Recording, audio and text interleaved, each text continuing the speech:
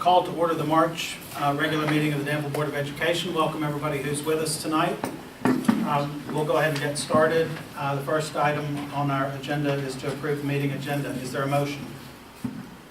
I make a motion to approve the agenda with one change to consent and add the Danville baseball trip to the consent agenda. Second. Okay, we have a motion and a second to approve the agenda, and we're adding a request for the Danville baseball team, an overnight trip request to similar requests in the consent agenda. All in favor of the motion as stated, say aye. Aye. All opposed? Motion passes. Next item on the agenda are the reports and presentations, and we'll start with board member comments. Does anybody have any comments tonight? Go ahead. I just want to say a little shout out. I know she's not here, but I got a chance to talk to Robin Bowler a couple days ago, and just want to kind of give her kudos to a program that she has started at Bay Middle School. It's called the Anchor Men's Club, I think, if I'm not mistaken, and she's doing that with some volunteer help from an alum that graduated from the Danville schools, I think around 2007. I don't know if I've got that right, but Dalen Antonius, and he is a police officer here in town, and he is working with her just on a really neat program with some kids that probably need a little extra attention or maybe not have some support that they have at home. And I know she, I think the numbers right now are around 30 6th, 7th, and 8th grade boys that have been coming to this and teaching a lot of life skills and things like that. And so it just sounded really neat, and I was just wanted to give a little shout out to her, and thanks for taking the initiative. And then especially thank you to Dalen, because I know he's volunteering his time with this program. So if you don't know much about it, I'm sure hopefully we'll hear a little bit more about it in the months to come. So. I just wanted to give a shout out to the robo ads, which I know I can see them all here, that are going to Worlds. And our robotics team has only even been in existence for like 2 years. 2 years, so that's amazing. And of course, forensics. I just happened to be coming out of the neighborhood when the police cruiser was leading them into town, so I got to come up to the high school and greet them back into town after their big win. And just so many great things going on in our schools right now. It's an exciting time to be an admiral. I'm good. Anything else? All right. Next on the agenda is the superintendent's report. Dr. Lowe. Happy Pi Day. We'll have a competition and a prize for whoever knows the most number of digits. I want to take a chance. 3.14. How many do we go? How many do we go? I see it. Go for it. How many? Let's hear it. Stand up. This is an oz. Come on. Knock it out. 3.14151261. Well done.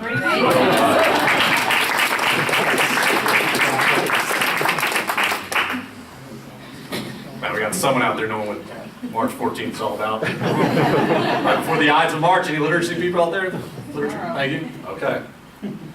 Julius Caesar. All right. It has been a tremendous month since the last time we met for the Danville schools. Board members have mentioned a number of the highlights, and I do encourage everyone to follow us on social media. As you will see, there has been a tremendous number of posts and exceptional opportunities, from Geographic B contestants all the way through Governor's Cup for elementary schools. We talk about forensics, we talk about robotics. The diversity of liberal arts education is alive and well in the Danville schools. We've had our 3rd military appointment out of the high school. Congratulations, Mom. And have a chance even for a 4th. So when you look at even that, it's a different kind of qualification process. It takes a special kind of kid to even consider applying for such opportunities, much less to qualify and realize the deeper meaning. It's not just about being accepted, it's about a lifelong commitment to a very specific outlook. And for students to be able that young and be able to make that determination is exceptional in their own growth. We've had the Bay Middle School presentations of learning, which were a wide-ranging series of exercises from the theatrics to the scientific.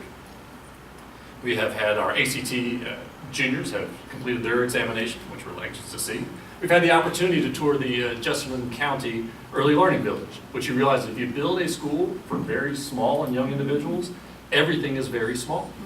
And we often overlook the fact that it's everything from counter height to water fountain height to toilet height to door handles, to everything else that goes into it. So as our LPC, which we'll learn from later, will begin discussing, and we start talking about pre-K, K, and 1, it will be a much more involved process than probably we've ever anticipated as you design a facility fully for that scale of individual and that scale of client. Also earlier this month, we launched our Good Education Parent campaign. In this, we are looking to try and recreate the conversation around parent engagement and what it means to be a good education parent. As Ennis Tillman tells us, if you have a child in school, you are in school too. And across the board, everyone talks about parent engagement and how to increase this. And there is no simple solution. There are no 5 steps, 3 modules, or a series of trainings that folks can go to. Because for a parent, all of our experiences are very individual. Many times we are nervous, believing that our issues are the ones that no one else has, and are scared sometimes to say what we have struggled with, or the successes that we have found, or what worked with this child but didn't work with that one, even within our own families. And what we have presented is a series of materials, not as the answer, but essentially as conversation starters. And those conversations are designed to occur throughout. It's not just a school-based conversation. It can be a church-based conversation, a book club-based conversation, a families around the cul-de-sac neighborhood kind of conversation. There are experts throughout all of us, because each of us has had the opportunity to try something with our children, and we have had either great success in getting them to engage, we've struggled in other areas, maybe it's about how best to communicate with a school, or with a teacher, or with a principal, or what other needs were met. So the materials were mailed to every Danville family, as well as a magnet for communication. We hope that you will realize, hey, wait a minute, I think I lost mine, and call us for more, so that we can inundate you with these. They will be throughout the community. And our partners, Farmers National Bank, United Way, and Friends of Bate Middle School, have been reaching out to the business community to make sure that they are present when you go and get your eyes checked, or when you get your teeth cleaned, or when you stop by even that drugstore to get the materials that you need. We want this to be an open conversation. So open, in fact, that we intend to send our materials statewide. I think sometimes mimicry is the best form of flattery. So we intend to send these files to every district in the state of Kentucky. Tell them you're welcome to use our materials, white out the name of the district, replace it with your own, give us a byline credit, in hopes of making this more of a statewide conversation, because it's time that we update what it means to be a good education parent. If you can send your child to school loved, fed, clothed, rested, and ready to learn, that is a tremendous contribution to the education process. And so we're excited for Danville to be the ones helping to spearhead that work. You know, Keith, can I relate a story on that? Please. We moved to Danville about 25 years ago, and my wife was from here, and all I knew was that our kids were going to attend the Danville schools. So, you know, you pick your battles in life, and that one I didn't pick, and so here we are. But it was really different for me. I grew up in Louisville. I was in the Catholic school system from the time I was preschool all the way into college, and a little different mode of thinking about a public school. So we moved here, and we only lived about 3 houses from Tolliver. And the oddest thing was that my wife was a principal in Jefferson County, so she was not with us when we moved here in March. And so I had total control of the kids. That was funny. And so the first day that they were ready to go to school, I didn't know where they were supposed to go to school. Seriously. I mean, it was like, oh. So these kids are walking down the street, and this parent across the street, I said, can you tell me where the Tolliver school is? And they said, you gotta be kidding me. I said, no, I really am not. I said, I'm not from here. So off I went down with the kids, and 3 doors down was Tolliver School. But that's how new I was. So I knew that there was a lot of discovery to be done. And thankfully with the principal there, Mr. Adkins, he was able to really enlighten me on a whole lot of things that went on, not just at Tolliver, but at and with the Danville schools and Danville. So I hated to come off that dumb, but I just didn't pay any attention. So, but that really did happen. So anyways, I hate to admit that, but everybody was good. They felt sorry for me and knew that maybe we would hang around a little bit. We have. So, and it's been a wonderful experience. My kids have done extremely well, and it's because of the Danville schools. Thanks. And that'll conclude my superintendent's report.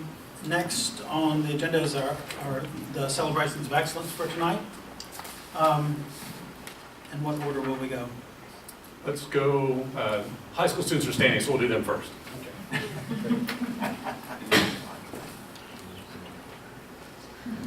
First.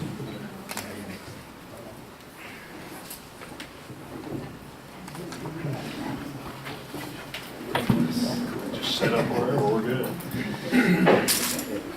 I knew that we were coming around this month for recognition, and one of the things I had to ask was there a limit on how many students we could recognize?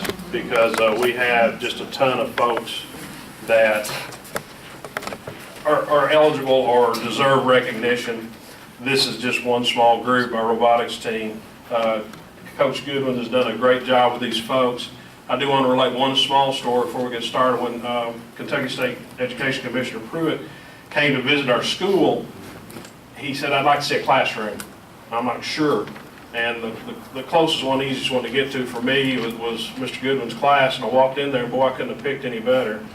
Because he was such an enthusiast of robotics competition, he walked in there and they all spoke the same language very quickly. I couldn't keep up, but they did a great job.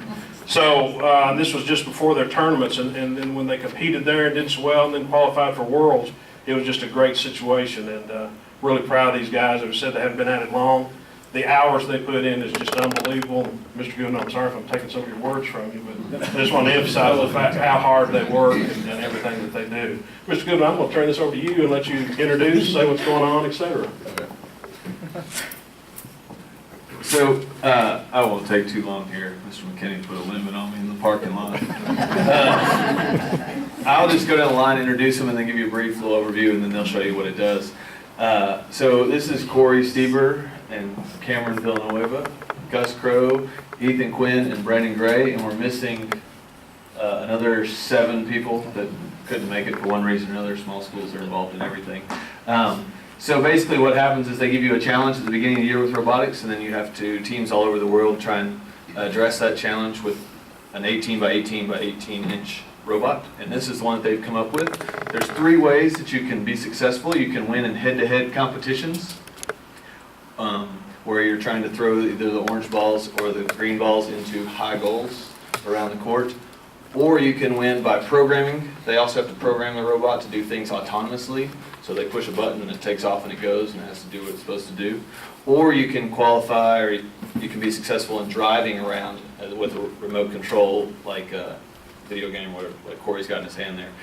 We qualified because of through the third route by driver controls.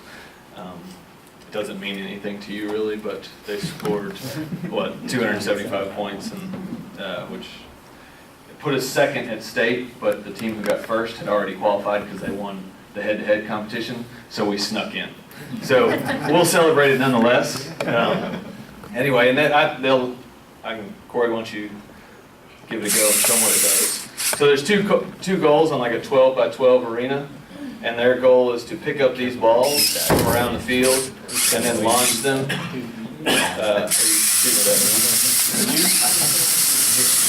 As Mr. Smith said,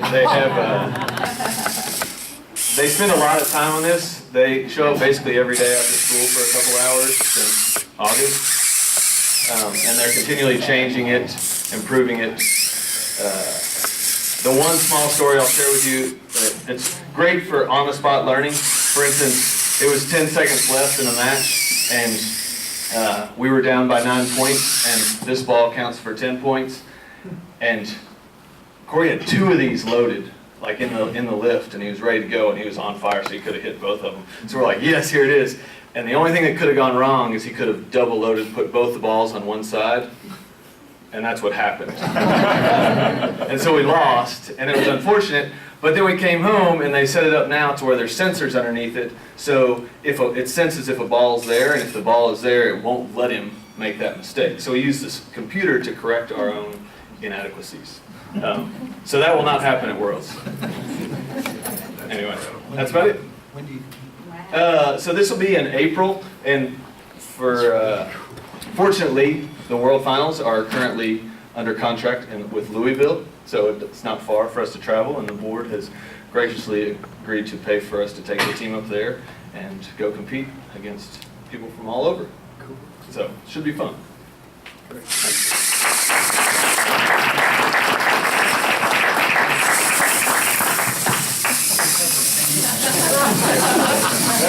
to the practice consistency.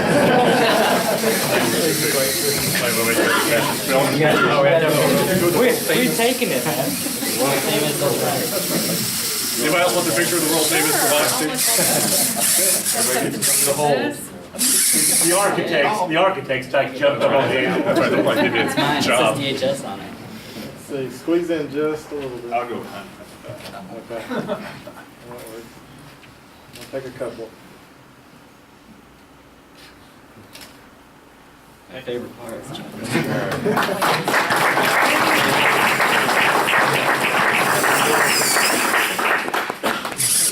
Next up, I want to recognize a couple of, or a group of winter athletes involved both our girls and basketball squads this year. Very entertaining group to watch, great group of young people. Several of them got postseason awards, and want to recognize a couple of them real quick. Spencer McKinney, he's not here tonight, he's playing baseball, all district, all region, all area. Ivy Turner, come on up, Ivy. Once again, all district, all region, all area.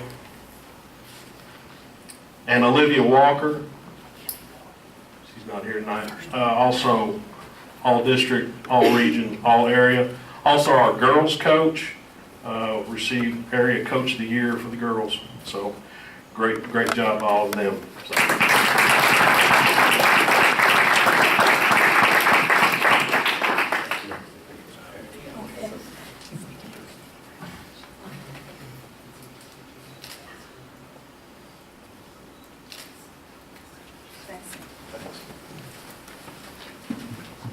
Last group I want to recognize members of our girls swim team. Coach Anderson, come on up. Some pretty amazing results this year. School records broke that have been in existence for a long time, and real proud of their efforts. Well, this is my first Danville school board meeting. I'm a Boyle County graduate, and Mr. Becker, who I swam with some of his kids, he said, well, how many years did it take for you to be comfortable in the blue? And I was like, about 4. But I'm very proud to be Danville's coach, and we did some excellent things this year.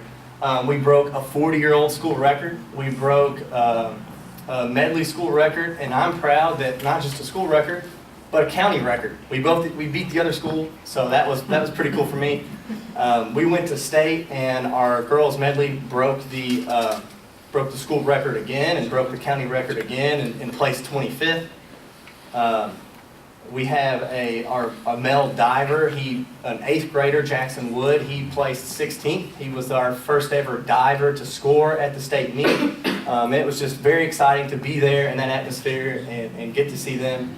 The first thing is we have great student athletes, and two of the young men back there, Gus and Corey, they're on our swim team, and very smart kids, and I don't think any of our girls, they're not here, but we have Haley Akers, Laura Akers, Jenna Akers, Elizabeth Nesmith, she's a school record holder. Haley broke the school record in the backstroke. Amanda Montgomery, she swam on a record-breaking relay for us. Morgan Vest and Grace Crawford, those are some of the athletes. We're doing a lot of good things on our swim team. We have about 30 athletes, and we're one of the only teams that there is no middle school team. Our middle schoolers are on the high school team, and that's about all I got for you guys.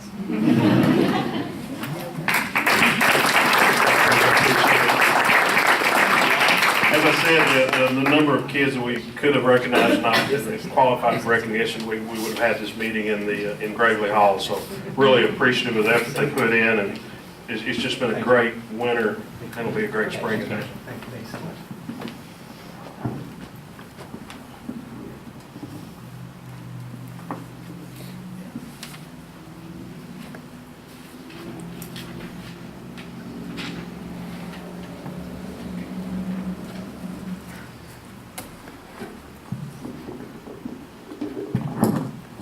We've had an exciting month at Bate Middle School as well, and our academic team has turned out to be some real superstars this year, and they won the 16th regional. And I'd like to ask Mr. Carney to come up and help me talk about that and present some certificates for our students.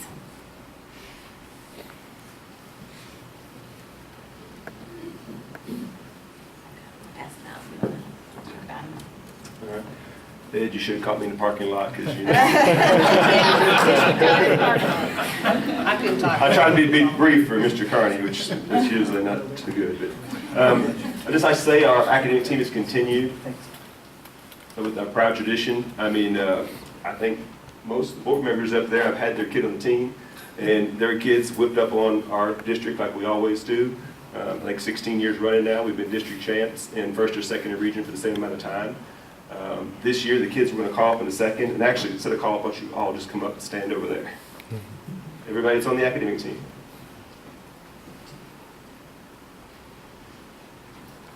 That way, if I talk about you, they have a face instead of mine, because yours is much cuter. You sure about that? Now, just like, we're a small district, so this is not nearly all the kids. I do have kids playing baseball and other things right now, so we would at least double that size for certain. But this team, it's been a great year. We, at our showcase, at district and region, at all three events, you could have added the second and third place, and sometimes the fourth place team scores together, and we would have still beat them. We pretty much dominated. It's been a really, really good season so far. We're going to state this coming weekend.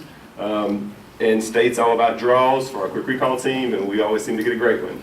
But I'll be honest, I'm not going to make any predictions, but I'll be very disappointed if we don't come home with some medals. We qualified in 5 out of the 8 areas, and I honestly feel like we can nail a medal in all 5 of them. So I'm really, really pleased and really excited about our team this year.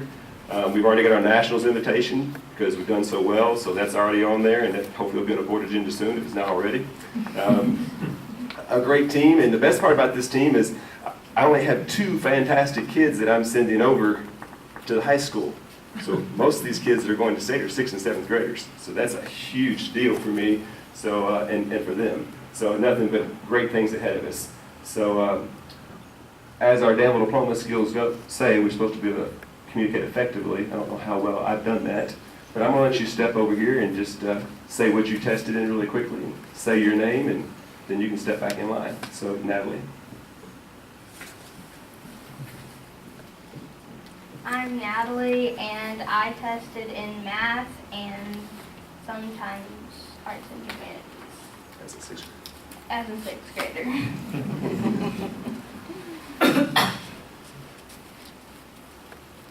I'm Naomi, and at Showcase I tested in language arts and social studies.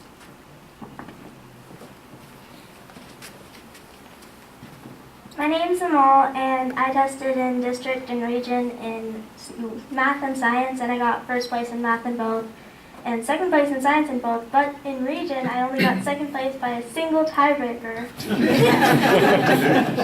Emma.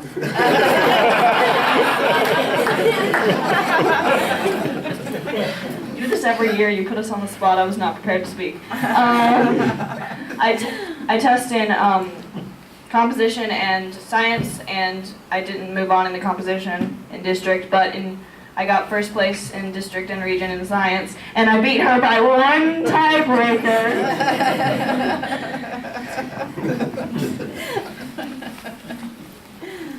I'm Sophie, and at district I tested in language arts and arts and humanities, and I got first in both.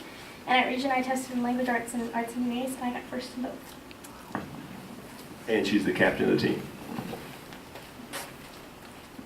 I'm Ben. I tested at Showcase in not language arts, arts, humanities, and social studies, and I got first in both. And then at district, I tested in arts, humanities, and social studies, and I got 4th in both of those. And then at region, I tested in arts, humanities, and social studies. Sadly, I did not place in social studies, but I got 2nd in arts, humanities. As a 6th grader. As a 6th grader, okay? So, as you can see, we have a really bright future, and this isn't all the students. I know Colin Carver isn't here, and he's going in math, and my memory is not as good as theirs. I know there's others. We have a fantastic little team. Academic team is open to everybody, public and private, so when we go up to state, we're competing against the best all across the state. Each room for testers will have well over 100 students in every room. Like I said, I have great hopes for them, and hopefully we'll have some great news to report when we get back.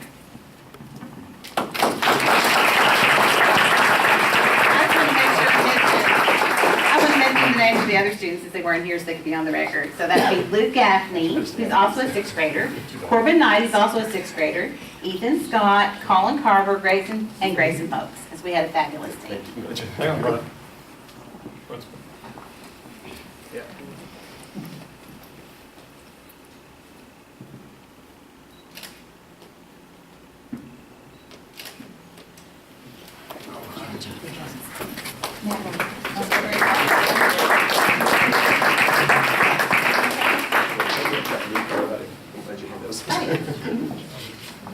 Well, before Natalie sits down, I have one more announcement for another recognition. For the first time in a long time, Bate Middle participated in the Geography Bee. It's a national contest. Laura Long took that on as one of her extracurricular activities and has really been working hard on that project. And we did have a winner for Bate Middle who went on to become a state qualifier, and that is Natalie Feeberg.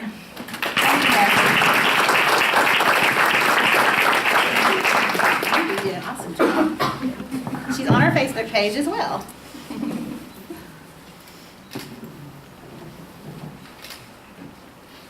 Thank you.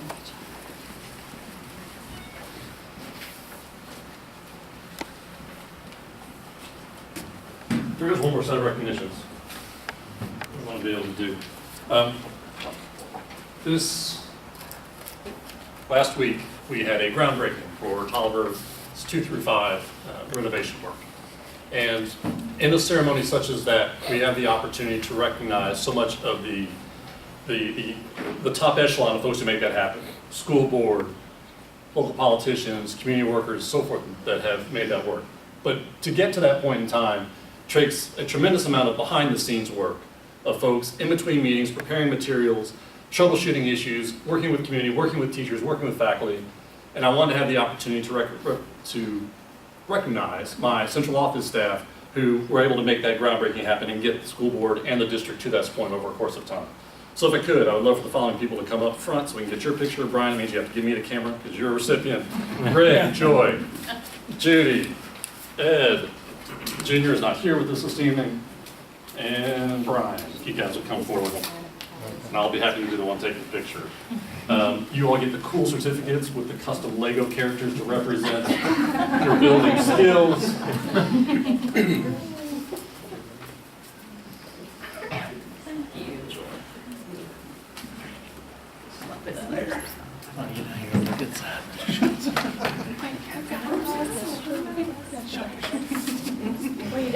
Stand over there. They did the picture.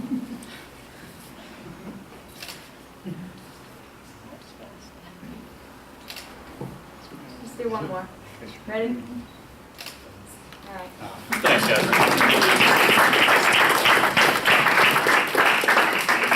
Now, by accepting that, if anything goes wrong. All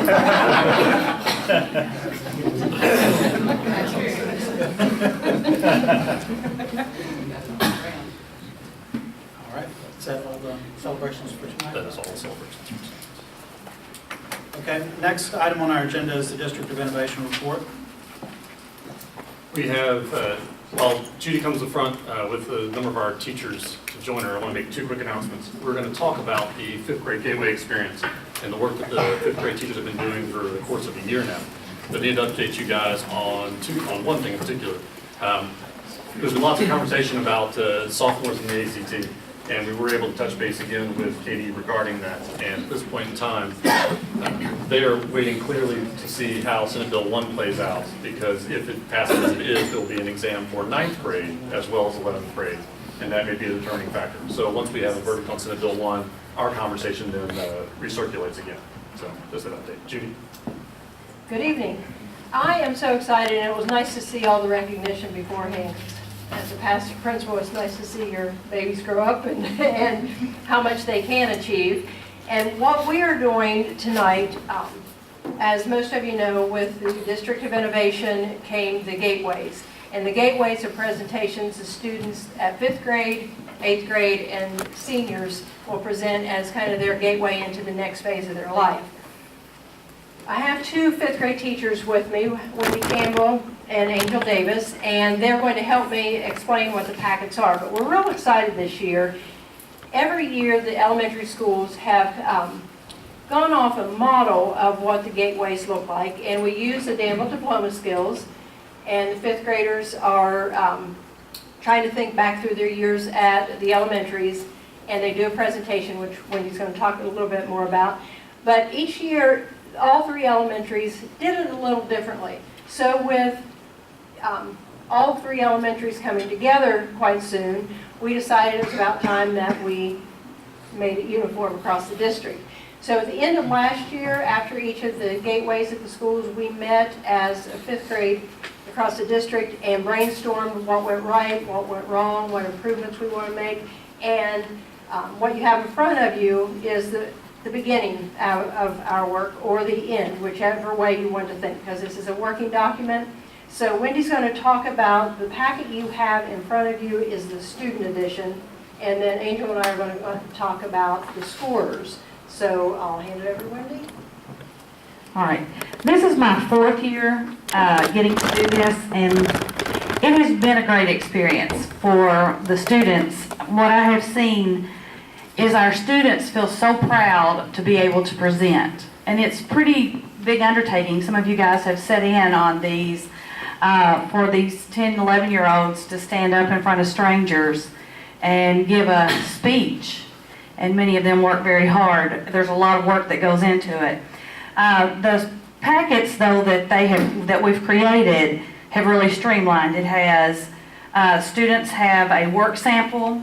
It's fashioned after the on-demand, which they're required to do in 5th grade, with the rubrics so that they know what is expected. Then they have student recommendations, which is something they're going to need to be able to do. That's a life skill. Have someone to fill out recommendations. They have to be able to request those. It also gives our 6th grade teachers some insight into what kind of student they're getting. And then the students have to fill out an application, another very important skill. But all of these things come with rubrics. They are all tied to our Danville diploma skills. And after they fill out all of the written things, the final thing is they do a presentation, which is reflective upon the Danville diploma skills and their strengths and weaknesses, and how they're prepared to go to BATE, to go to the next level. So.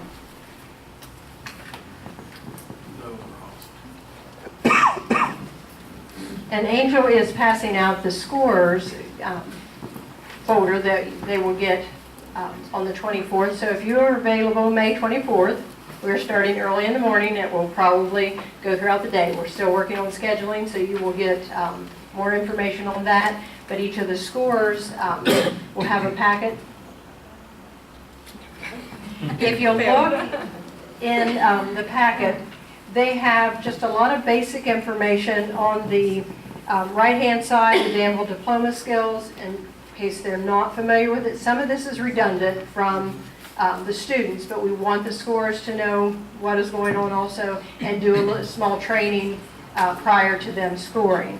So it talks about the Danville diploma skills, the gateway experience itself, and then about Danville's independent schools, because hopefully this year we're going to have people from the community helping score. We're asking the hospital to I was going to say donate some volunteers to us, to donate some time. We're working with a lot of the churches and different communities so they can see actually what Danville schools are doing and what 5th graders are capable of doing.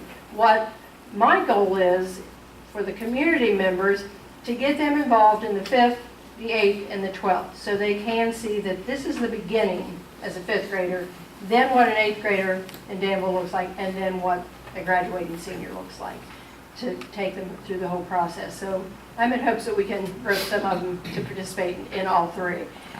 But also, they come, packet gives them questions to ask after each of the students present, and then they have a scoring sheet, which the students see ahead of time what they are scored, and then on the back side, let's see, one of my favorite parts of, I think, of the whole experience is the feedback we want to give the children. And we want to let them know what they did well, what they can do to improve, but also the 3 questions at the bottom of the sheet, Danville Gateway rubric, the panelists, we want those people to reflect on what they just saw and what was the best part of the presentation, best evidence of demonstrating the student's strengths, and describe the student when he or she is 25 years old. What aspirations do we have for them? The students are excited about hearing what others think about them. So including those questions, it's like, okay, what did you see in that little snapshot? And to give them some positive feedback. So, you know, there are several layers to doing these. And like I said, we're excited about the new packet. We're hoping that 8th grade takes off on it, the capstones take off, and use our skeleton to build on what their presentations will look like. And we tried to be, on the folder, we tried to get all levels. The pictures within, we tried to stay elementary, so to kind of give you a look at in the future. Any questions you might have or other explanations that are needed? I just want to say I got to do this last year for the first time. And I was fortunate to kind of do all 3 stages. And I can't tell you how much I enjoyed going in, and I was floored by what these kids were able to do. But this is so nicely done. I mean, it's just a great packet to have on both ends of it. And I know as someone that came in and scored, I know how much this will help them. And it's just, I'm very impressed. So good job for Good. this. The teachers So, did a yeah. lot of work to get this together and to make it presentable and easy for the scores. That was It number does. one. It's Right. very. When you set them down in front of us, I thought that this was made, like this was a generic thing that was a national thing. I did.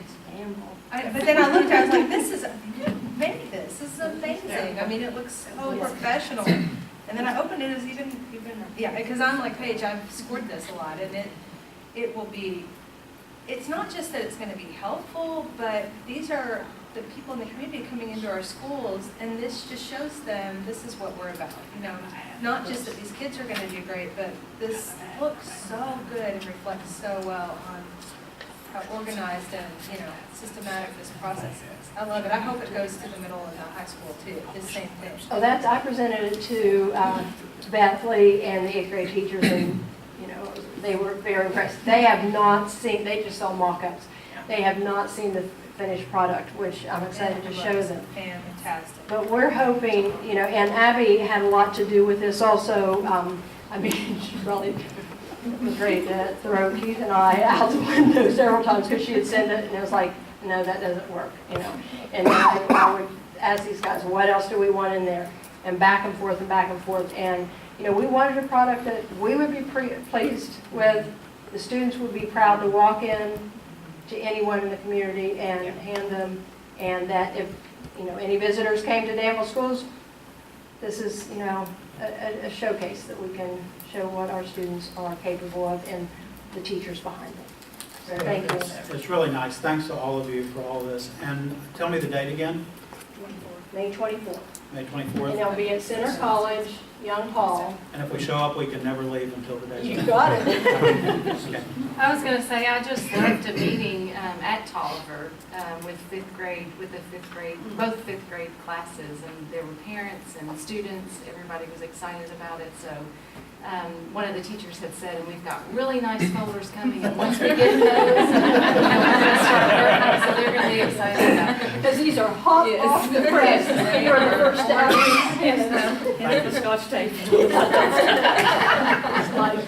Don't just ignore We're really excited about this. That to you today. So, and that's, you know, the teachers, I'm glad you said that because all the teachers could not be here. They're presenting to parents here and there and getting geared up for it.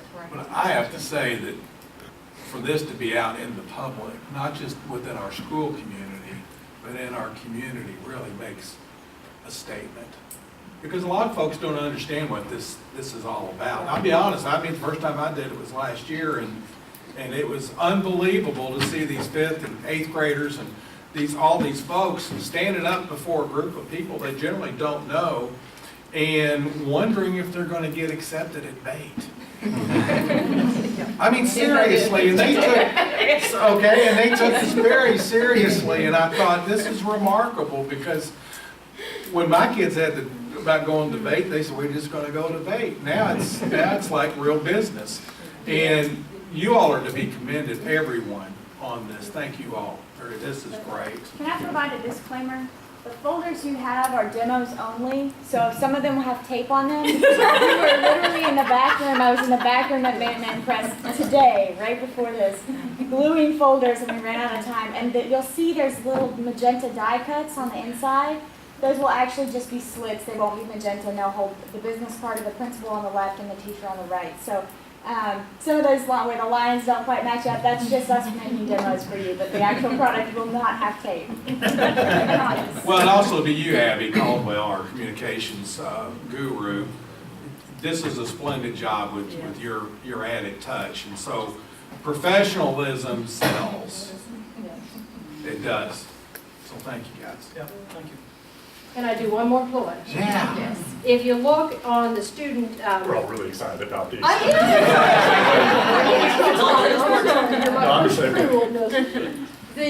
the student application are their VIA strengths, which hopefully you've heard Keith talk about them at some time. This is the Dave Sharon leadership and the VIA strengths that the administrators did. Some of the administrators had, their faculties do, and now we're going to be doing it. It goes down to 5th grade, so our 5th graders are going to be taking a VIA survey to identify their strengths, their top 5 strengths, so we can then pass it on to debate, so the teachers will know going in what what strengths the students exhibit, as they walk in the door. And then the 8th grade will be taken in, and then the seniors also. So I'll stop talking. Judy, I want to tell you too, I sometimes have problems writing on greeting cards when they look really nice. I will literally write on a Post-it and stick it on there. So thinking that I'm going to write on this when I score, I'm going to have Post-its with me. I'm not writing on this stuff. This looks way too good. So good job. Thank you all. Thank you. That's our innovation report this evening. Okay. All right, next on our agenda is the local planning committee presentation.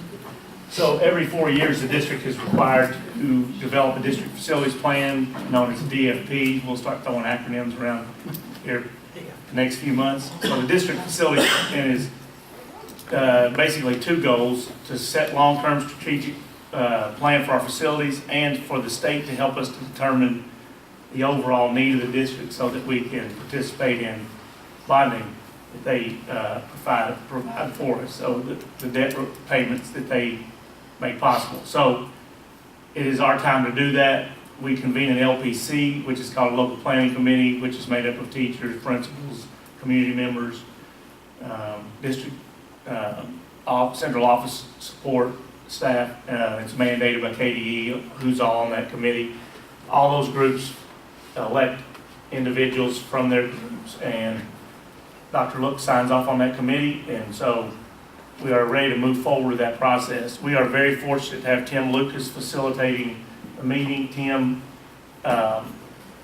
we're lucky on a lot of aspects to have him. Right now he works for his own firm called Lucas Planning, but he's also been our district architect. He was the architect for our major renovation here at Danville High School, and he was also a valuable resource at KDE for us to help us with our facilities planning. So we're very lucky to have him. He's going to be facilitating, so I'll turn it over to him, let him give you a little quick overview.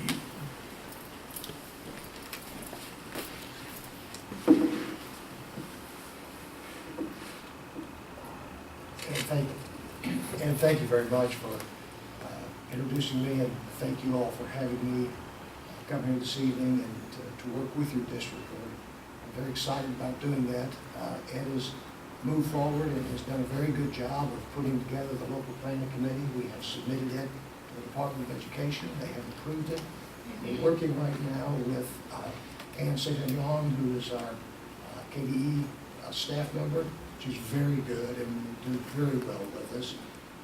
We're waiting for the commissioner to give us approval on some of our out-of-district folks, but that's a perfunctory thing, and I expect that within the next day or so.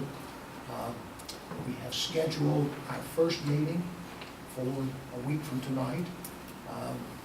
In general, the minimum requirement is to have 3 local planning committee meetings and 3 public forums, then 1 hearing, and then moving forward. It would be very, very, very unusual if you could do a project in 3 meetings. The first meeting is a video that I will narrate. It is a video that any board member that would like to come to the meeting, you will get 1 hour KSBA credit for that. If we do have 3 members, we will have to have it as an advertised board meeting, but you can get credit for that. It is a general meeting that kind of gives a brief overview of what the local planning committee is all about. The second meeting, the part 2 video, is one that I will create that is specific to Danville schools. I am working with KSBA to try to also get approval for that for board members, meeting with them in the middle of April to try to finalize that, so there could be that possibility as well. The third meeting, I generally like to try to get the architect and your fiscal agent to come in and do the report on the buildings and the condition of the financing. So we will need to get our architects working fairly quickly to do their evaluations, and look forward to working with Ross Torrance and do a fine job, and I've enjoyed working with them in the past. After the first 3 meetings, we pretty much jump into the process of developing a plan, and that takes a few meetings. There's a lot of discussions, and there's going to be some interesting things to discuss. Certainly the direction in which we've moved with Tolliver is putting a few things in place, but it's going to be a challenge that I'm delighted to be back in the district and tickled to death to continue to be working with. We hope that the board member will keep the group updated. We will be sending meeting minutes of every meeting that will be in the board package, so that you'll be able to know what the discussions are and what's going on. So we're excited about moving forward, and I'd like to thank you once again for putting your trust in me, and if there are any questions, I would be more than happy to try to answer. Tim, one of the questions that I thought it would be nice for you to kind of help us as a board with, because not everybody here has been through this process before. If you could talk a little bit about just kind of the guidance that the board is expected to provide, or the input that the board is expected to provide in this process, either as the LPC starts, once the LPC is done, just to kind of help us understand kind of how we dovetail into this process. Primarily the board, this is an ad hoc committee of the board. So certainly it would be very unusual that the local planning committee would develop something that the board did not support. In general, your board member that will be on the committee will be the liaison back and forth to kind of get the idea of what the nature of the board is and what you would like to see addressed as we go forward. As far as an active role, any board member will be a voting member of the LPC, and once the plan is preliminarily developed, it's submitted to the Department of Education, they will then review it and send it back with comments. Hopefully, if we've done our job right, we don't have very many comments back, because we want to let the Department of Education try to understand the information that we've put into this plan and how the answers came about, looking at demographics, looking at monies that are available, looking at the conditions and ages of the buildings, and when the previous work has been undertaken. So in some areas it does write itself, but in a lot of areas it doesn't. I mean, they say, history doesn't repeat itself, but it rhymes. So there are a lot of things there that the board will be considering. Once the local planning committee approves the DFP, it will come to the board for your all's review and approval. If you approve it, then you will select a hearing officer, and we'll have a public hearing. Through the whole process, we will have public forums to allow the public to come in and have input into the process. And finally then it will become your plan. It'll go to the state board. It would be very, very unusual that the state board would not approve a local plan that was developed by the local planning committee, approved by KDE, and approved by the Board of Education. It will become your plan then for the next 4 years. But at any time during that 4-year period, if we do have unusual circumstances or things that change, we can adjust the plan by several levels of processes. One, it's a very simple level as a finding that you only look at one building, or if you want to amend the plan, you go through an abbreviated process. But I think it's a plan, and I think it's a process that certainly the local planning committee try to make it enjoyable for them and not a chore. And also one that with this board, as you monitor what goes on, that you can be proud of what's happening. Right. Are there any other questions for Tim? I don't think you mentioned this, but just what is your kind of idea of a timeline? You mentioned the first 3 meetings. Yeah, generally we've had the first year. I'm just guessing, looking at other districts within my ward, you're probably looking at least 6 meetings. And the first planning meeting is when you really throw out ideas that sometimes may not stick. And then you try to mold those, and by that time, the local planning committee is starting to work as a group. Most of the time they know each other, but trying to let them understand that we all have to have thick skin as we go through this, because every idea is not an idea that might go forward.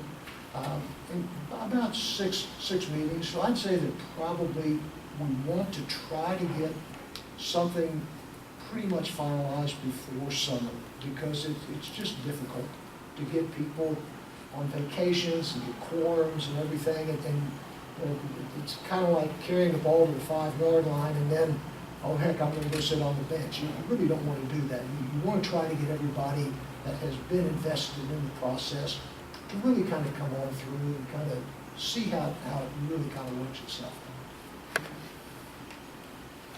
Any other questions?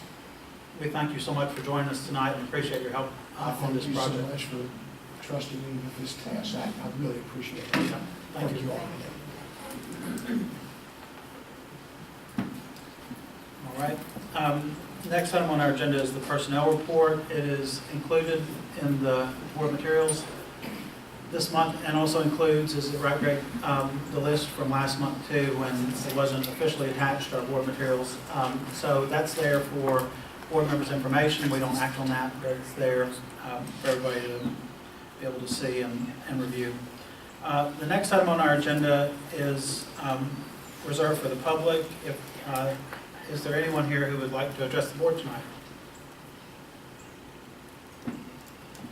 All right. We will move forward then. And the next item on our agenda is the minutes of the previous meeting. Is there a motion?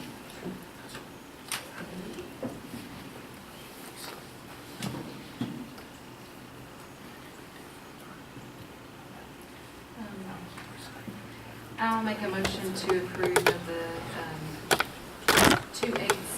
February 8/16 and February 15th, 2016 meeting minutes as submitted. Second. Okay, we have a motion and a second. Are there any questions? All in favor of the motion as stated, say aye. Aye. All opposed? Motion passes. The next item on the agenda is the finance report. Is there a motion? I move that we approve the financial report as submitted. Second. All right, we have a motion and a second. Ms. Campbell, do you want to walk us through the highlights? Yes, sir. On the bottom of the front page, that's what I'm going to talk about tonight. We did receive our bond proceeds on February the 18th for our construction project, $14,301,569.40. Through working with Farmers National Bank, I was able to negotiate a better rate than we get on our regular checking account. Our regular checking account is at 0.5% interest, and we have 0.7 on this. So it is invested in a CD. can withdraw any amount at any time.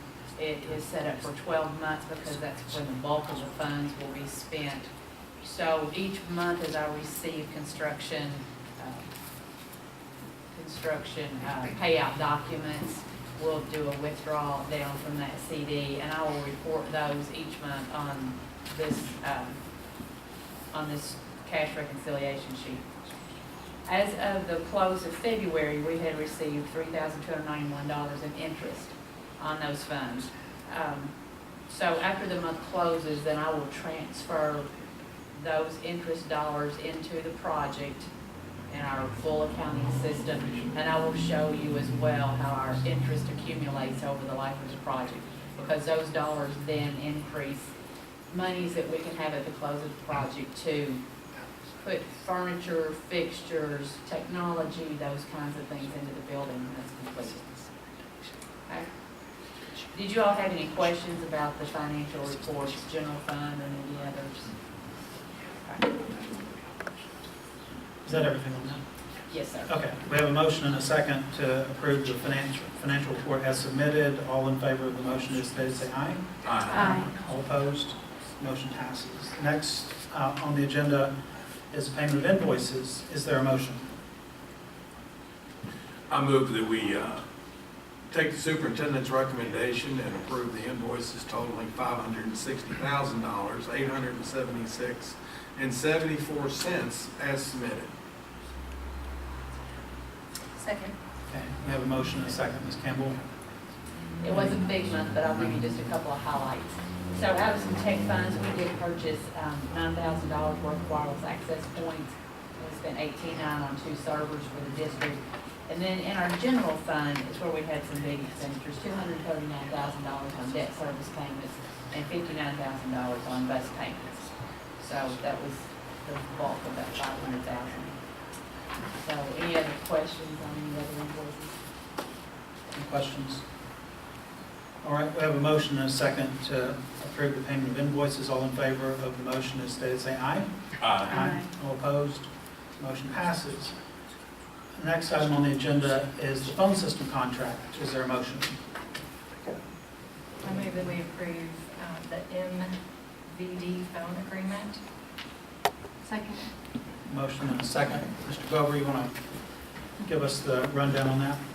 Yeah, this would be a 3-year agreement with an option for a 2-year add-on.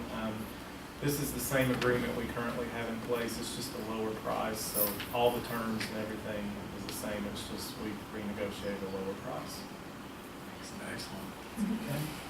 Any questions from anyone on that? All right, we have a motion and a second to approve the phone system contract with MVD Phone. All in favor of the motion as stated, say aye. Aye. All opposed? Motion passes. The next item on the agenda is to approve bid documents for the Bate Middle School and Hogshead roof projects. Is there a motion? I make a motion to approve of the bid documents for the Bate Middle School and the Hogshead roof replacement projects as submitted. Second. Okay, we have a motion and a second. Ms. Campbell? We reviewed the bid documents, and this is the full packet, and I didn't think that you all wanted to read the inches and square feet, but I did give you in your packet the dates of the bid opening. So when we first started this project, initially we were going to go with co-op unit pricing, and that will be our backup. We're doing an alternate bid first to see if we can get a better rate on our product. So. Okay. And I'll add that the drawings, these are actually some drawings that you can flip through in a page or two. So if you're interested in seeing what parts of the roof, the Bate front section, there's 3 sections of Bate.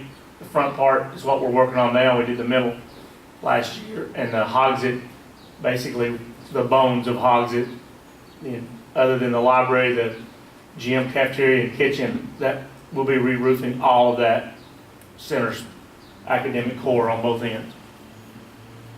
It's those schematic designs that you all looked at in January on the first project. Right. Any questions on the bid documents? We have a motion and a second. All in favor of the motion as stated, say aye. Aye. All opposed? Motion passes. The next item on the agenda is track resurfacing contract closeout with VG4. Mr. McKinney. So these are just closeouts for the track and the tennis court projects that both turned out really good.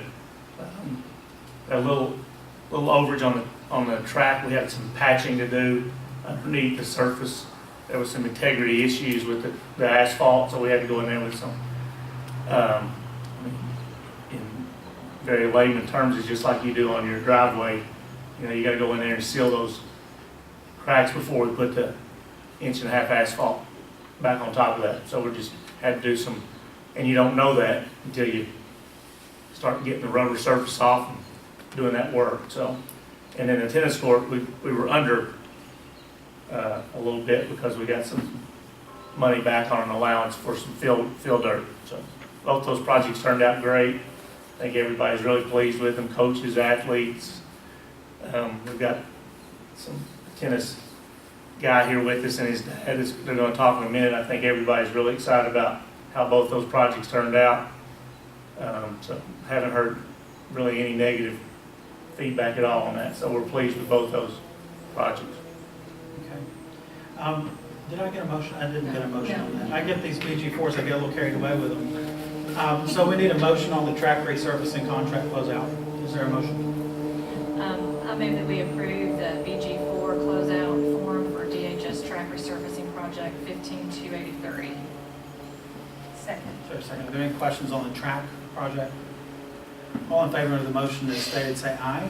Aye. All opposed? Motion passes. The next item then is the tennis courts rebuild closeout BG4. So I need a motion on that. I'll make a motion to approve of the BG4 closeout form for the Bate Middle School Tennis Courts Rebuild Project number 15284. Second. All right, any questions on that one? We have a motion and a second to approve the tennis courts rebuild closeout. All in favor of the motion as stated, say aye. Aye. All opposed? The motion passes. I just want to say, Oh. fantastic job. I mean, really, the tennis courts, the tracks, beautiful, absolutely beautiful. And I'll say our architect, Ross Tanner, did a very, very nice job. Those aren't really super intensive on the design work, but the keeping people's feet to the fire and making sure that those things are done right. So hats off to Ross Tanner for their work on that as well. Thank you. Okay. The next item on the agenda is the capital funds request. Is there a motion? I move that we approve the revised finance page for BG 15-117 elementary construction project. Oh, sorry. Sorry. No.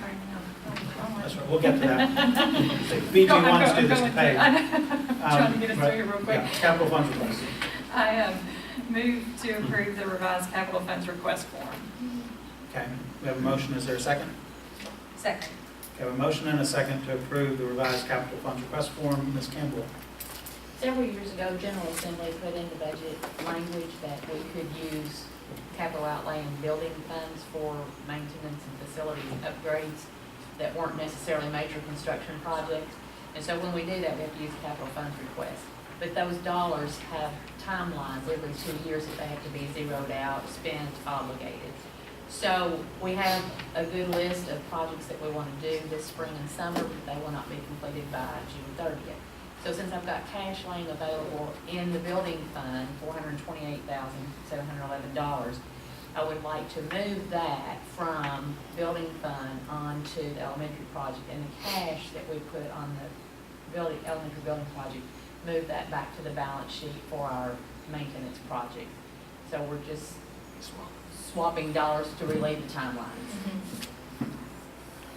Does anybody have any questions on that? Just for anybody that's watching, we went into detail and Joy explained this to us last time. So we're moving some money from one account to another to give us more leeway in how and when we spend that.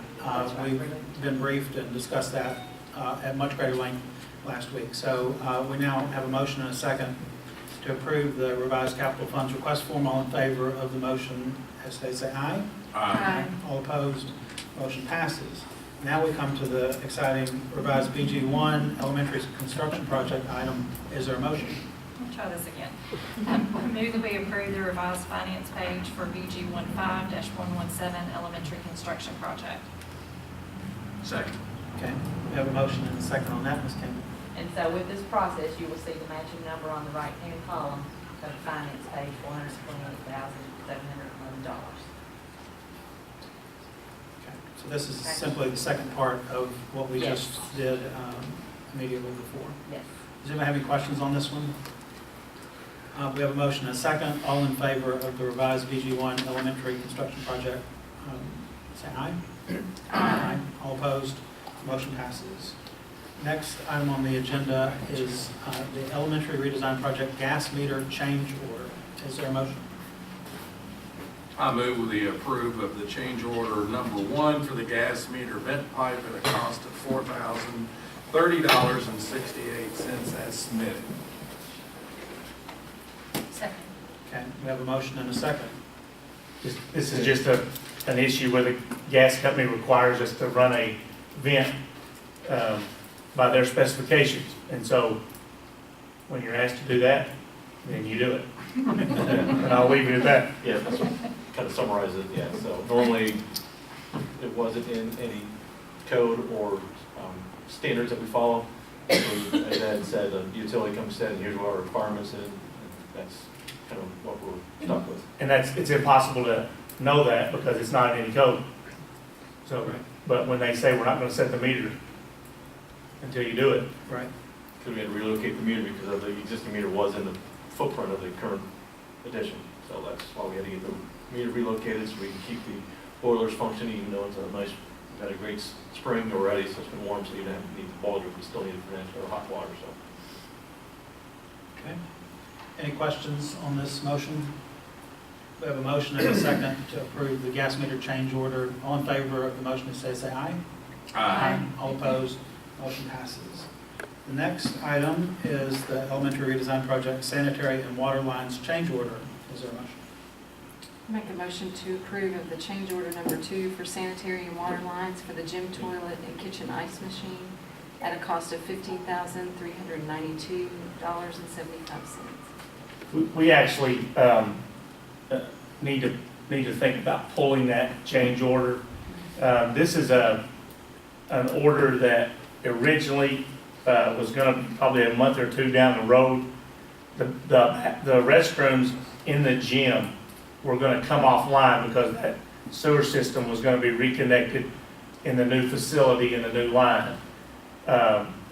Since that time, in the last 3 or 4 days, we hit a water line that supplied the ice machine and the 2 restrooms in the gym. And the reason we hit that, we knew it was there, but it was about 16 inches deep. It got real shallow, and so the backhoe operator is thinking that's probably 30 inches or more. So that line was hit, and so those bathrooms went offline faster than we thought they were going to go offline. We've also converted, because the kitchen had to come down, we had to convert a restroom to a storage area. Now, that doesn't sound good until you realize we reconfigured that whole space. And so that restroom is converted to all of our storage for the kitchen area that we're doing on site. And we also have to store some things at Danville High School. And we have a van that we have leased to transport stuff from Danville High School back and forth, so somebody doesn't have to do that in their own vehicle. We did that through Bob Allen. It was very good to give us a 1-year lease on a vehicle so we could do that. But before we hit the line, those 2 bathrooms were going to come offline in probably a little bit longer. We got this project started about a month and a half or 2 quicker than we thought we were going to. But we didn't think that was going to be a problem because we didn't know we were converting. We didn't know we were going to have to convert that restroom. So we thought we were going to have 2 restrooms functioning down there. So now what we have is what the teachers were using were the 2 restrooms in the gym and 1 in the art room for the restroom for the downstairs, for the women's restroom for the girls. So we are working with Tolliver staff. Keith has been, we had a meeting probably 6 weeks ago where he said all of our jobs is to make sure the staff and students are taken care of at Tolliver, and that we do not want to inconvenience, especially staff. If we take care of the staff, staff will take care of the kids.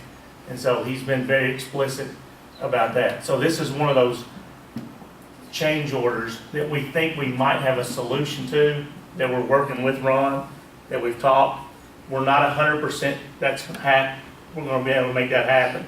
We've talked about a couple of solutions, and he is welcome to jump in here and talk about that. But we're trying to get some solutions, converting that bathroom into part of a bathroom and then make a wall and divide it into storage. We've talked about that. Teachers using other ways of doing that. He talked about temporary restrooms being brought in today. So the reason we don't want to go ahead and approve that change order is because we have some things that are possible. If we do that and we take that sewer line to the existing sewer line in 1 year, that is gone. So that's $15,000, and that we can incorporate that into the project. So we pretty much are doing that for a year, and it very well may be worth it, because for a year of no restroom on the first floor, a full restroom could be tough. And so that's the reason we're going to ask to pull that motion tonight, to see if there are ways we can get by without doing that. And that money's going to go back to the Tolliver project. That money's not going to be, that money goes nowhere else. So that could be something that we have in the contingency that's left to do something else with.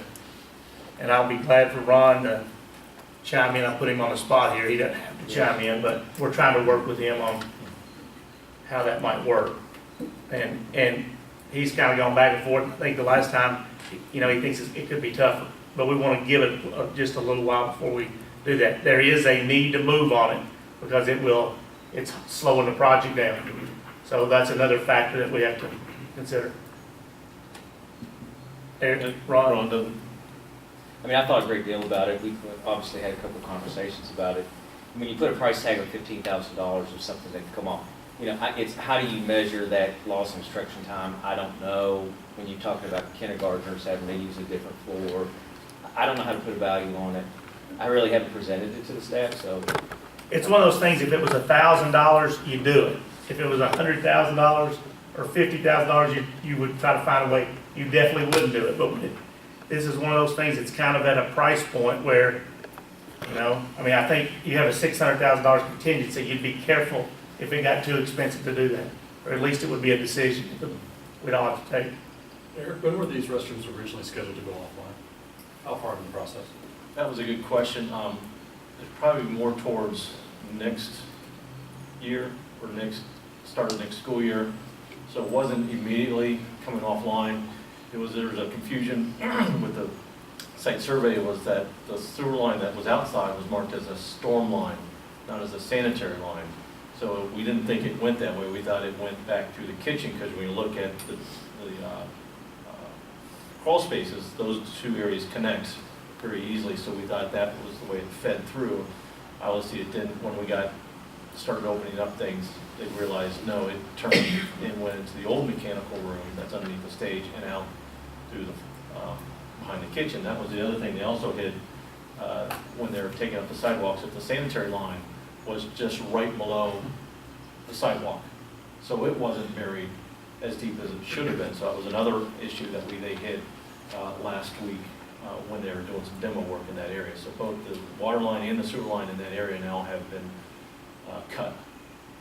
So it's something that we would have to scramble, and that's what we're trying to do. We're trying to identify all the costs, and there might be a little more savings to that, because there's some work that can remain. The sanitary line could become permanent if we take it through the courtyard. It's deep enough to be left in place. It's the water lines that are not able to remain permanent. They would be temporary. So there would be a credit for some of the sanitary work that was already planned for down the line. It's not going to be a large savings compared to the overall number.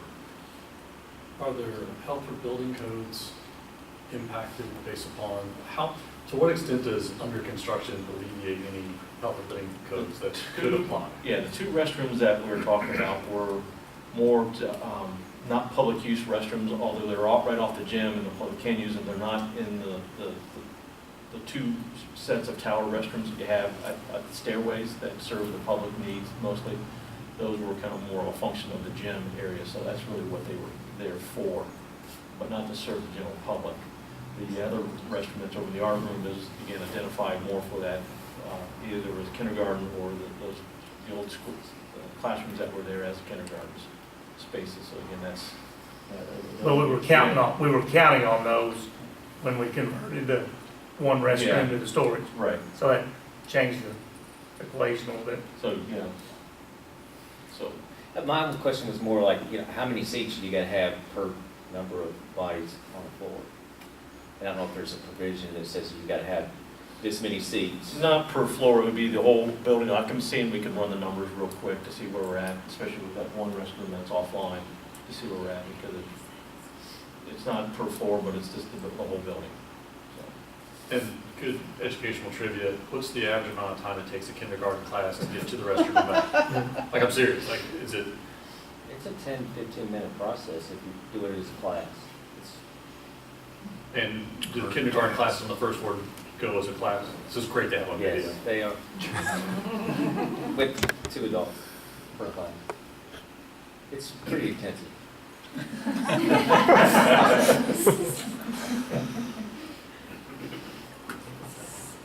It was done right. So what are y'all recommending? Is it something we need to second and vote up or down, or are you recommending that it be? I think we're just going to table it for now while we investigate some alternatives, and then we'll come back to the board with, at the next meeting or a special meeting, if we need to quickly move on and to say, here's, if you make some provisions, but we still need maybe have 1 or 2 of them up, or like the ice maker, you said you've already looked for an alternative. The ice maker is is really not an issue. Okay. Do we need to make a substitute motion that gives the district the ability to make this call? So technically, we're not waiting a month to then consider this again. Then you'll do it. I don't know if the board would be comfortable doing that, but I would hate to think that we're gonna have to wait. If it turns out that we need kids with restrooms. Yeah, and you don't have a special meeting between now and then, so right. yeah. I don't want to do a conditional substitute motion. Just wondering how that would be worded. I mean, I'll run the numbers, or have someone run the numbers for you tomorrow and get that to you, in terms of the number of restrooms needed. For public. Yeah, that would simply give the decision-making process to some forms. I'll make a amendment or substitution to my previous motion that we will give the approval of the change order number 2 for sanitary and water lines at a cost to be determined up to the discretion of the district to make that decision. Or not to exceed the Or not current, to- yeah, not to exceed this current number. Not to exceed the $15,392.75. Second. Are there any other questions? Joy, does that work, do you think, as a change order? I mean, are we on okay ground just to do that and leave it with a ceiling for the cost that's at what we had decided already? I think so, because it asks for a designee, Board of Education designee signature on the change orders, which is typically Dr. Look on those. So I believe you can. I don't think that's a problem. And this was literally, we hit the water line, I think, Thursday. So I mean, Keith and I were talking about it this morning about temporary bathroom solutions, and so this is not something we had much target, yeah. And I hadn't had a chance to talk to Eric, so that's why it seems like y'all don't have a lot of information, because we're still trying to figure out. And I would imagine there's gonna be several of these things where 2 or 3 days before something happens in a building of this size, we could be here again on some of these issues, because when you hit things you're not supposed to hit, it changes the equation. We would have had a little more time had we not hit the water line. And if a satisfactory alternative is found, then you just come back and change order. Right. Okay. Does anybody else have any questions on that? We all kind of know where we stand on it. All right, so we have a motion and a second to approve the change order number 2 for sanitary and water lines for the gym toilet, kitchen ice machines at a cost not to exceed $15,392.75, right? All right, all in favor of the motion, say aye.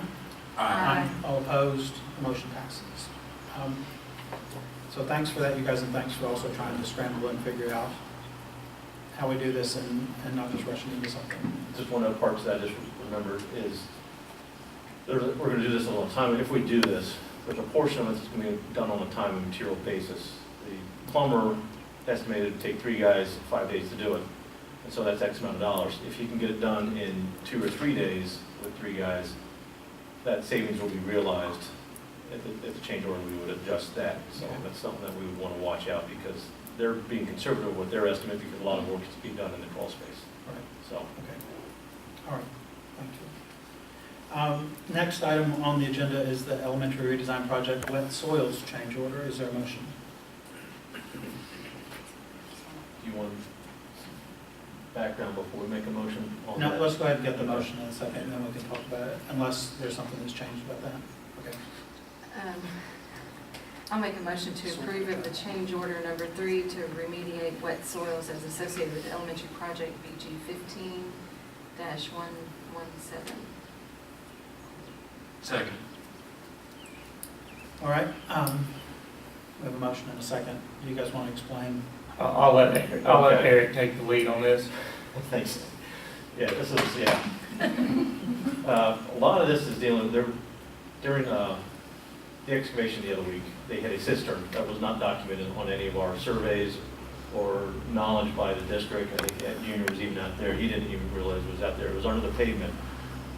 We were lucky it was only about the top of it was only about a foot below the pavement. It's probably a cistern that probably existed from the original Maple Avenue building, so it's probably a good 100 years old. Photographs of it, it was a dry stacked stone cistern that was about 6 feet in diameter and about 8 feet deep, and it went down to the bedrock that was down below there. There was also about 4 or 5 old clay tiles that radiated out from that cistern, and those clay tiles are probably 4-foot sections. I don't know if you've done old renovation work around houses. These things break, they're loosely connected, roots get in them, they're crushed very easily. So what happened over time is you had this void down there that allowed water to leach sideways and out into the soil underneath the parking lots. And it stayed moist for a long, long time. And so that's really what has caused this very soft soil. So when they excavated, it got down, and this is part of why we have a special inspector on site. They took out, per the design documents, they were supposed to take out all the fill material that was back there that we called for. They got that down to native clay soils, which we are wanting to have. It's in this layer that has stayed wet for so long, and so when they were working on it with their track hose and excavators, it was pumping and running real bad. It was not material that they could work off of very easily, so what we had come up with is to bring in what they call number 2 stone, which is basically the size of your fist or a potato, to put down as a kind of a loose working material that they were supposed to walk in, which means pushing it down into earth to help stiffen that soil up so they could actually work on it. It was still going to pump and rot to a certain degree, but they also were supposed to come up with what they call dense grade aggregate up a little bit further. So what we're doing is that we base this on a 1-foot thick layer of number 2 stone that we're supposed to be put in lifts. They put one lift down, work it in the soil, stiffen up, put another layer down, and keep testing it. And there's special inspections out there watching them do this, tracking the truckloads, making sure when they get it down stiff enough, they do a proof roll to make sure it's pumping to a certain degree or not exceeding that amount. And so that's what they're out there doing currently. I was out there before the meeting. It looks like they've got all the footprint done. There might be a small area that still needs a little remediation, but it's a small 20 by 30 area, I think. So the name, and right now we've worked this out that this will not exceed this amount. It's based on a unit cost of $65 per cubic yard, based on 1-foot thickness of the footprint plus 10 feet outside the building, because of the way structures work. It always kind of, the loads are always dissipated in a triangular sort of shape. So again, we'll be going over this with more gravel And then next week, I think at the beginning, they'll be putting aggregate piers, so there'll be a machine here that'll be drilling piers. So that's kind of what they need, is a stiff base, or stiffer base to work from. So again, it all kind of goes back to this cistern that allowed moisture to sit underneath this, the topsoil for decades. And it's made the soil very plasticity, or very plastic, very loose. So that's where we're at. And it's basically it's an unforeseen condition. That cistern, again, was not on any surveys that we had record of or knowledge from the district. So this is a $60,000 expense. Yes. That's incredible. It is, and it's not. I mean, it's a hole in the ground. It is. Could you find more? Find. More cistern? I mean, is there anything else? No, they've excavated This is it. the down. Now, the separate issue will be and we're still waiting for pricing on the fix for the actual cistern, because they had to dig that out. They had to take the walls out and then put in new material, and when they excavated, they had to come out at the side, because all the material was also very, what they call organic, around that cistern. And that's material you don't want to put a new building and bear on, is like topsoil, and basically what it turned into. So, No more surprises in the ground. We'll finish with that. hopefully. Once we hit on So there was a unmarked 6-inch line that they hit the other day too, that was not on any survey records. And so they had to cap that. We're going to cut that back outside the building footprint again, cap that. But that added more moisture to the already soaked soils. You're not the only one that this has happened to. I mean, I shouldn't say normal. I wish Tim was here, because he would probably should be shaking his head yes.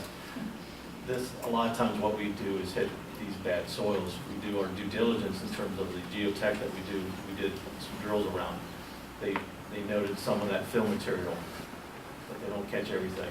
I mean, it's a kind of a risk reward. We could have put a lot more geotech borings in to have a good picture, but then that costs money. So it's kind of you're balancing, and it's just the nature of doing construction in Kentucky.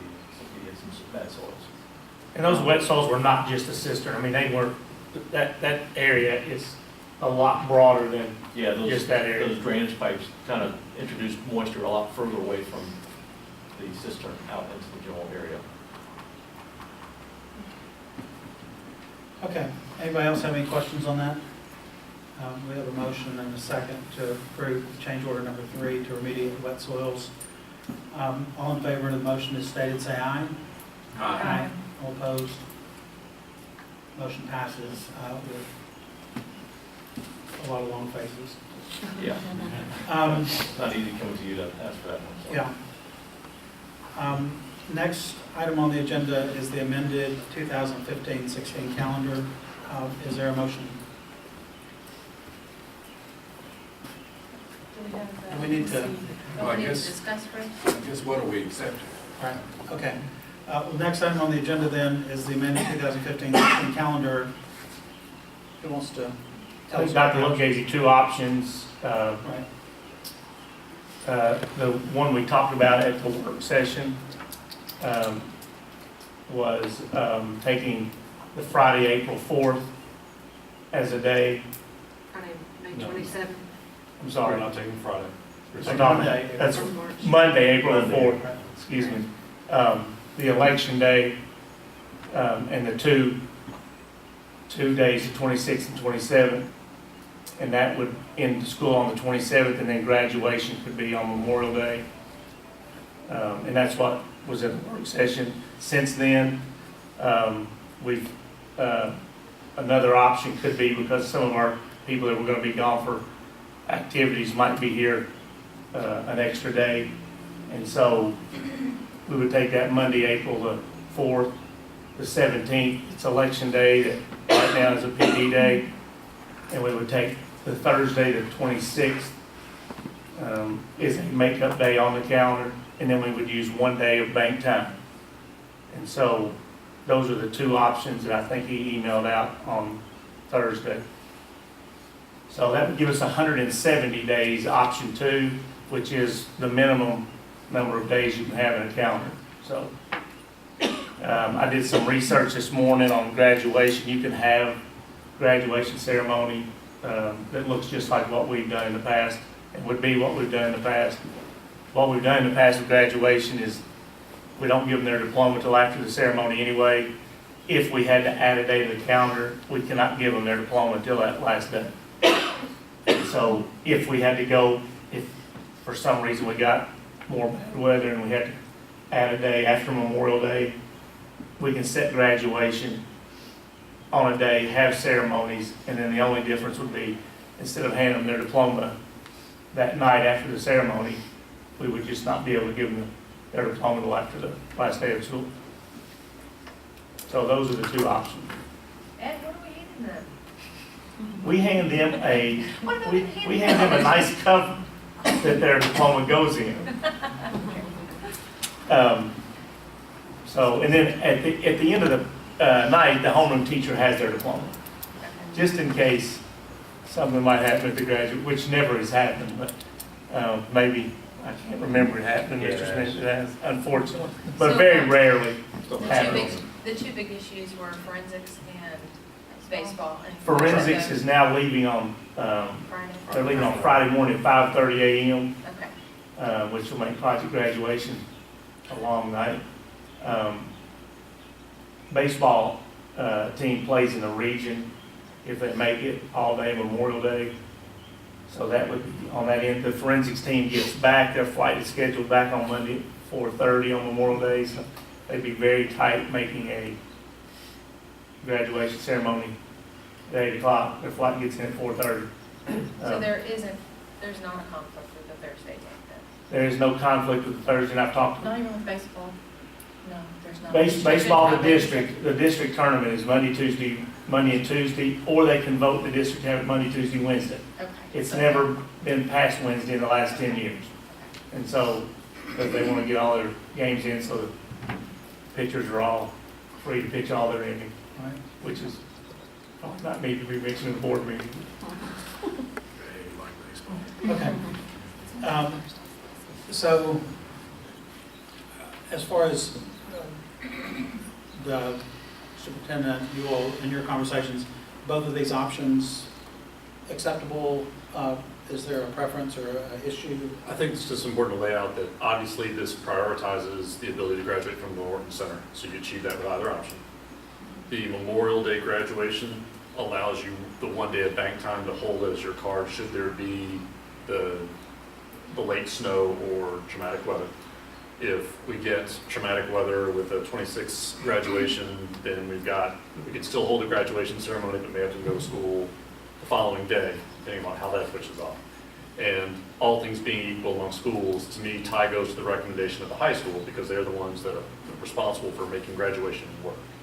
And I haven't touched base, I'm assuming the 26 is the priority of the high school in minutes. So if all things being equal, the high school would recommend the 26, and therefore that's what I would back. Yeah, and I had to go along with that option. I just think it's fine. We can work out when they actually is the last day of school. There's still options.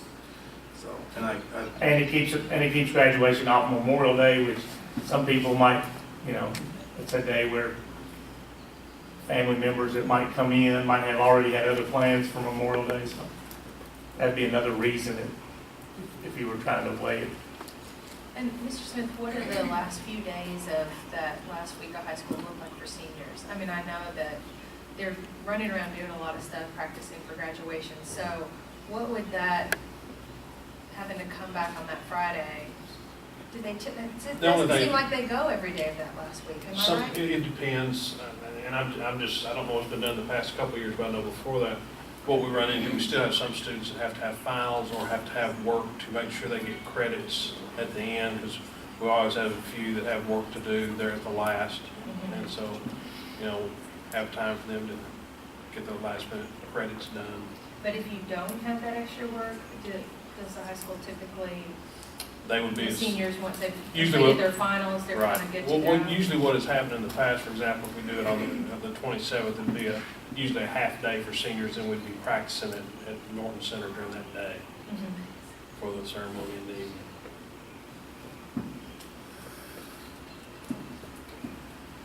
Well, I'm good with that. option, I think that, you know, because it kind of does give us that, if we do have to add on a day for snow or something awful, then we could just go on to graduation and we can meet in school. I mean, I think that's the best case scenario. It's always a risk, so just so you know, that every high school administrator and superintendent is very nervous about that, because if you have a student who's this close and they don't turn it in, it's all of a sudden, it's July and August, and they still haven't gotten the phone, like, it can be really, really tough. Because once you walk across that stage, it makes it much tougher to hold that rope and say, no, you still owe me this ounce of blood, or whatever it may be equivalent to be. So we hope not to have that situation, but if we push, it definitely increases the level of potential pressure on the high school to follow through on every kid. But your recommendation is to go ahead and do the 26th? Yes. There's just so much on the Memorial Day, and then taking the chance on a forensics team not making it back. I mean, if their plane comes back at 4:30, there is zero time. And if they get a flight delay or something like that. Well, just traffic on 64. Exactly, I mean, there's all Yeah. kinds. Of course, That- they that win, way we maybe a know- police escort might work. That way we know we get the ceremony in. And if we have to hold the diplomas, we hold them. But the ceremony at Norton Center, which is so special for our folks, it's in, it's set. Okay. Well, it sounds like we're all kind of looking at this the same way. So I make a motion that that I recommend we go with option 2, graduation day on May the 26th. Okay. That's the last day of school. Do we need to state in the motion also that we're going to convert Monday, April 4th from a day off to a school day, and also Tuesday, May 17th from a day off to a school day? And then do we need to state? 26 will be that's a day that will be an instruction day as well. That's May 26th will be converted to an instructional day? That is a makeup day on the calendar. Okay. And do we need to say anything about the 27th? What we're doing with that? Because that's a planning day, or that's something else right now? Well, it will be. This one is just a moving target based on the. Right. It will be we'll have to make the PD day up and the planning day. Right. So we're adding 3 instructional days that were on the calendar as days off. Monday, April 4th, Tuesday, May 17th, and then Thursday, May 26th, which will also be the last day of school and graduation day. Is that? Which totals 170 instruction. Right. Provided you convert the one day of bank time as well. It's 4. Right. You're doing 4. So the motion, you would need to identify all 4. The Monday after spring break, the election day, the 26th, and the day of bank time. Okay. In order to have the graduation on the 26th and the current last day of school scheduled to May 26th. Okay. So, Steve, that's what your motion intended, right? Yeah. I'll try to state it here at the end. I like of the that, show, but it's really short. Right. No, But I can add that in. We are converting April the 4th, May the 17th, May the 26th, bank time. That will also give us 170 instructional days. This also will allow us to have graduation and the last day of school on the 26th of May. Okay, so that's our motion. Is there a second? Second. All right. So we have a motion and a second. Steve said it well, so that's the motion. Any more questions or comments? on that? Just to be 100% clear, people wanted to print up graduation announcements. This is the date, May 26th, is the date. And there's nothing foreseeable to change that, so, right? Okay. Wet swords. Right. That can be fixed with potato-sized rocks. That's true. Okay, all right, so that's the motion, everybody's clear, and we will communicate all of this quickly. So we have a motion and a second. All in favor of the motion as stated, say aye. Aye. All opposed? Motion passes. Can you get that? Good. Next item on the agenda is policy 09.123, absences and tardies, second reading. This is a policy. Sorry. Let me get a motion on that first, just so I can Hold on, I feel like I lost. keep I myself in had order to go here. back to this thing on my, this. Do we even need a motion on that, Greg? Yes. Okay. All right, so we just need a motion to approve. second reading of I move that we make a motion on policy 09.123, absences and tardies, second reading. Second. that. Okay, we have a motion and a second. Now we can, This is a policy that we've looked at for the last few months. We've done some research with surrounding schools. Dick Webb, who worked in the district for the first 3 or 4 months of this school year, did some work, and we found that we are pretty high on the parent notes list. We use if you look at a rank order, we're the highest district. Us and one other surrounding district are the highest. Just to put it into context, Mercer and Boyle both have 6 unexcused absences that are excused by parent notes, and then from then on, you cannot use a parent note. So the policy change is to drop from 9 parent notes to 6 parent notes for excused absence. This does not speak to doctor's notes. The principal has the authority to excuse absences, so this is just speaking to parent notes. We're dropping the number from 9 to 6, and the basic premise behind that is just to value the instructional day more, that we put more value in each day. 9 parent notes, and basically for a parent note, that we just take a note that says my child was sick on 9/16, and that's all it takes for that. So dropping that number from 9 to 6, and that's in line with most of the districts around us. okay, any questions on that? All right, we have a motion and a second to approve the second reading of policy 09.123. All in favor of the motion as stated, say aye. Aye. All opposed, motion passes. The next item on the agenda is the Eagle Scout project donation. I'll invite Connor and Chris Hill up while we're talking about this. Connor is an Eagle Scout, and I'll let him speak to this more. He's an Eagle Scout, and for the past year, he's talked about wanting to do a project and donate a gazebo down to our tennis facility that the Eagle Scout, it's a project for him as an Eagle Scout. And so the board's action tonight will just be to accept the donation of the gazebo to the tennis facility. We've got a nice little flattened area that I think will be nice for them to build it on, and then we're going to do some concrete around it. So I'll let the Hill speak to it. These are just some flyers about the project. As nice as the tennis courts are, they're outside the tennis courts. There's still nowhere for the players or a fan to stand or to sit. Sorry. It could be a really hot day or a stormy day. There's no shelter for us. And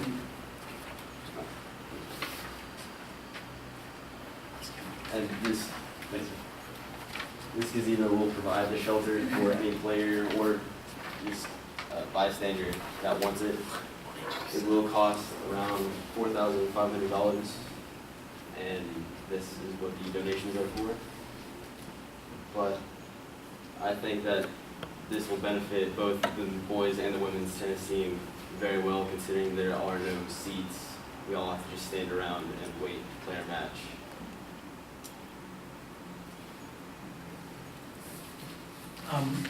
Any questions? Tell me again where, I'm trying to picture in my mind where you're thinking about putting this. At the Bay Tennis Courts, there is a little slab of land facing the tennis courts. Have you seen where the straw is, or where the dirt is? Okay. Okay, we took we had some earthwork done there to kind of gently flatten that out so that you didn't have to make a retaining wall. Okay. We had McAfee come in there and just kind of grade that down, so he kind of sloped it into a flat spot where we could pour some concrete, eventually maybe add bleachers on either side of where the gazebo would be. So it's up on the hill where that straw and dirt is, if you've been down there. And it will be centrally located as the area that you walk into the tennis courts. Right. This will be Just set right straight back, and we'll split that right in the middle. Yeah, okay. These are gonna be luxury boxes. Yes. That's what I'd say. Well, I mean, just like they were out there playing Friday, well, the other day, and it was so wet. Right. The other kids, they all had to stand around for a couple hours. And you know, this will be great. Once this is done, then the concrete can be put in for the bleachers on either side of that. They'll complement each other. We've got Admiral Blue roofing, and it'll be a shake roof, and then on each side will be white siding to go inside to give it the blue and white color. And I think that the $4,500 is going to be a way, or I think we're going to be able to get it less than that. Now that we know that Coach McKinney said that the school is going to do the concrete, so that'll save us a lot of money. And we wanted to be able to maybe for people to be able to make a donation and write it off on their taxes. So that's why we were coming before you all. I talked with the Critchfields about this, and they said some schools like Mercer County, they had run projects of Eagle Scouts through the school system, and it won't cost the school system anything, and then when it's done, it'll be whatever Connor has to sign, it'll be signed over to the school, and it'll be the property of the school. Okay. Any questions? Just, Go ahead. sorry, I was just wondering, how long do you think this would take to build? This will be done over the time of spring break. Okay. Unless we get a water line. Well, they're out there, so be careful. No, they've already got it graded down, so we're hoping that won't be. We gotta go deeper, Chris. We gotta go there. It'd be a new water line. Right. We'll have Eric do some, Take your do a dividing little, rod. do a little work here to approve. He'll get it, this drawing, he'll have it a little bit more solid. We'll have some insurance. You know, we have to follow some procedures, so we'll follow all the proper procedures. Eric will have to, since it'll be kind of a structure that'll be in concrete, we'll have to make sure our architect is okay with it. So we'll let Chris and Connor work with him. And Clay Blakeman is going to be I guess the manager. He's a builder here in Danville, lives in Mercer County, and he has his city license, and he also has insurance. But I mean, there will be no other. I mean, he'll be the only one, and then it'll be me and Connor and some of the other scouts that are going to be helping build this. So there won't be any. The only cost that for our labor will be for Mr. Blakeman. Okay. And how are you doing on fundraising at this point? We haven't even started. Okay. But the hills are footing the bills, so if we get no, If you get no help. if we get no help, we're. So fundraising is going well. I'm just hoping, 30, 40 years from now, he can bring his children and grandchildren down there and say, hey. At that point, it'll be named the Connor Hill Gazebo. Right. As it should be. Does Connor know what he's giving up for your donation? Is this gonna cost him something like? Down the road. Down the road. Well, did you have a question? It was about just the structure and, you know, just code and all that boring stuff, but. Okay. Yeah. Is there anything else? I appreciate you sitting through the meeting to talk to us about this. And I appreciate. We should have moved you. I appreciate you thinking about this and coming up with something out there, because it really will be a nice addition, and to know that a student thought of it, produced it, got some other friends in on the act is, you know, the kind of thing that is just really great to see. So thank you all for sticking with it tonight and throughout the process, and stay away from the water lines. Yes, definitely. Yeah. He's thought about this for years. Yeah, that's Even great. before we even knew that they were going to redo the courts. Yeah, it's a nice coincidence. He brought that up, and it's, you know, something that he's been on his mind. And I'm just glad he stayed in Scouts long enough for this to be, you know, a reality. Right. Well, proud of it. That's great. Thank you. Yes, thank you, Connor. We're excited to see Okay, it. so we need a motion and a second to approve this. Is there a motion? Yeah, I move that we accept Connor Hill's Boy Scout Eagle project as a donation to the school district for the tennis courts, structure for the tennis courts. Second. Okay, so we have a motion and a second. All in favor of the motion, as stated, say aye. Aye. All opposed? Motion passes. The next, thanks Connor, thanks Mr. Hill. I put some of this together. I guess if the people do make a donation, they can make it to the Danville school system or the Danville schools. Write their check out for that. They want, yes, they will make the check payable to Danville School District, Danville Board of Education, and we'll make the deposits, and we can issue the donation certificates. Already, that'd be great. Okay. Thank you. All right. So please send something out to the tennis team. so We're that we gonna can- try to get this maybe out. They play, the boys play tomorrow, and the girls do too. Go to Mercer If this County. rain will stop, yeah. I think tomorrow's supposed to be beautiful. Yeah. Okay. Yeah, it's supposed to be a really nice day. Then it's supposed to snow on Saturday and Sunday. Well, I'm thinking, yeah. Hey, didn't All right. Thank you, Connor. Thank you all. Next item on the agenda is the consent agenda. Is there a motion? I make a motion to approve all the consent items as presented. Second. Okay, we have a motion and a second to approve the consent agenda items as submitted, including the Danville High School baseball team trip without discussion. All in favor of the motion as stated, say aye. Aye. All opposed, motion passes. We have no need for an executive session tonight, so I'll accept a motion to adjourn. Is there not a number 20? Number 20 was the consent agenda. That was under consent, okay. I make a motion to adjourn. Second. Okay, we have a motion and a second. All in favor of the motion as stated, say aye.